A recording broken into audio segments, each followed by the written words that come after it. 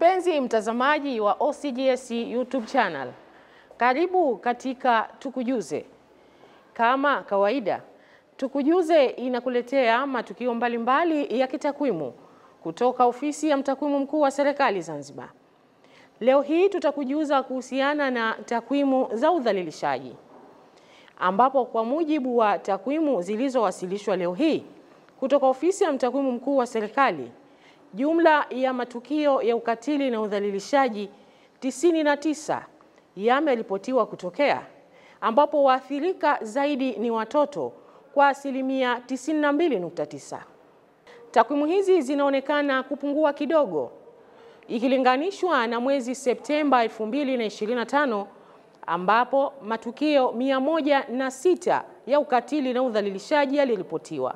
Jumla ya matukio 99 ya ukatili na udhalilishaji wa kijinsia yameripotiwa mwezi wa Oktoba 2025 ambapo waathirika walikuwa ni 99.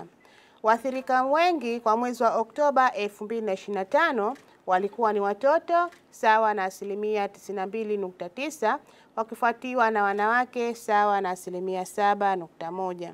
Wilaya zinazoongoza kwa matukio ya ukatili na udhalilishaji wa kijinsia kwa mwezi wa Oktoba 2025, wilaya Magharibi A imeripotiwa kuwa na matukio mengi ukilinganisha na wilaya nyingine ambapo kulikuwa na matukio 18 sawa na asilimia 18.2, ikifuatiwa na wilaya Magharibi A imeripotiwa matukio 15 sawa na asilimia 15.2. Wilaya Wete imeripotiwa kuwa na idadi ndogo ya matukio ambapo matukio mawili tu yaliyoripotiwa mwezi wa Oktoba 2025 sawa na asilimia 2.0.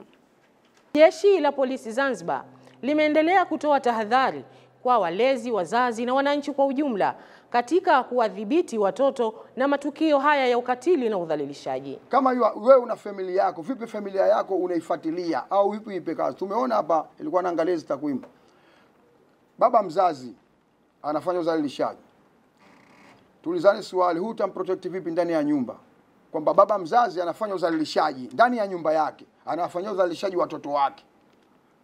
Eze police officer utachukua hatua gani? Zidi ya elimu, kumpa elimu, kwa sababu huwezi kwenda kumlinda ndani ya nyumba yake.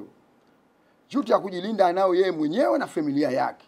Ndio ile surveillance of the family. Familia yake mwenyewe anaichunga vipi? Tunaambiwa time pale ambazo yanafanyika makosa ni saa 12 mpaka saa 3. Ndio meali anafanyika haya makosa kwa mara nyingi. Je, kama mzazi uko pale, una familia yako, una watoto wako, wanaenda shule, wanaenda madrasa, wanaenda sehemu nyingine za michezo, wanaenda kuangalia ma TV, umechukua hatua gani? Na kama wewe mwenyewe ni one among of them katika udhalilishaji ndani ya familia yako, halafu unasubiri taasisi fulani ikuchukulie hatua baada ya kuwa wewe mwenyewe mdhalilishaji, na utamlindaje huyu ndani ya nyumba yake kama sikumpa elimu ambayo ndio itamsaidia kuzuia udhalilishaji? Nadhani hapo tuangalie kwa upana kabisa. Lakini pia tuna juti ya kutoa elimu madrasa. Tunatoa elimu madrasa ili kuzuia udhalilishaji, kwa sababu ukitaka kuzuia udhalilishaji maana yake madrasa lazima tuna kitengo maalumu cha kutoa elimu sehemu hizo.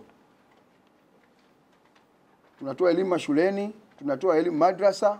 Wale watu wa usalama wetu kwanza wako kazi, kuna askari maalumu kazi yao kutoa elimu tu katika taasisi hizo. Masuala ya kisheria hayakuacha kufuata mkondo wake. Wadau wa sheria wanakuwa na mengi ya kuelezea kuhusiana na kesi hizi zinapofikishwa mikononi mwao.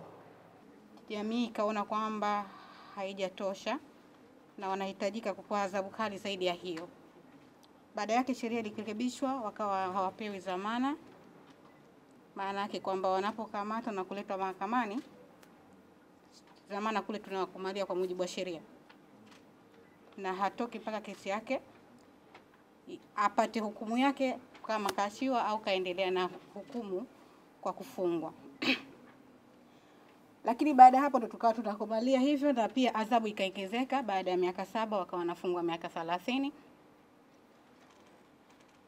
Na hiyo bado pia kwamba sheria ipo hapo, imefikia hapo, lakini kama manake unataka kutoa maoni kwamba irekebishwe, hayo ni maoni ambayo yanaweza kutolewa Baraza la Wawakilishi, kwa sababu sisi ni watekelezaji wa vile ambavyo vilitungwa huko. Yaani mwanasheria yeye anatekeleza kile ambacho tayari kimeshatungwa na Baraza la Wawakilishi. Sisi kazi yetu ni kuchukua hivyo vitabu ambavyo vilitungwa huko na kusoma kama ilivyoandikwa. Kwa hiyo hapo hakuna rekebisho lililokuwa jingine isipokuwa ni hapo adhabu ilipofikia na ndo tunapotekeleza sasa hivi kwa mujibu wa sheria. Masuala ya ukatili na udhalilishaji kutoka serikalini na sekta binafsi wamekuwa mstari wa mbele wakiwa na mioyo madhubuti kuhakikisha kwamba jitihada zao zinafikia malengo ya kupunguza ama kuondosha kabisa masuala ya ukatili na udhalilishaji. Lakini na wewe mzazi uwe wa mwanzo katika kumpa hiyo elimu, ili aweze kuelewa haki zake, aweze kuelewa wajibu wake, lakini ajue anajilinda vipi. Ni muhimu sana. Sheria kwa upande wa Zanzibar zimekamilika. Tuna sheria nyingi, tuseme kweli. Tuna sera maendeleo ya jamii ya 2016. Lakini tuna sheria ya mtoto, sheria namba 6 2011. Lakini tuna sheria ya ajira, nazo zote zimepinga masuala ya ukatili. Tuna katiba yetu ya Zanzibar imepinga masuala mazima ya ukatili na udhalilishaji wa kijinsia. Lakini tuna sheria ya watu wenye ulemavu, tuna sheria ya elimu. Kila sheria imemwangalia mtoto, imemwangalia mwanamke. Nini cha kufanya? Cha kufanya ni sisi wenyewe kuweza kuziangalia sheria zinasemaje na vipi tutaweza kuwalinda watoto wetu, lakini kuwalinda na wanawake. Asante sana kwa kuangalia Tukujuze. Mimi ni Salama Njani, nyuma ya kamera ni Amur Abdurahmani Amur na Azizi Idi Sleman. Hadi wakati mwingine tutakujuza.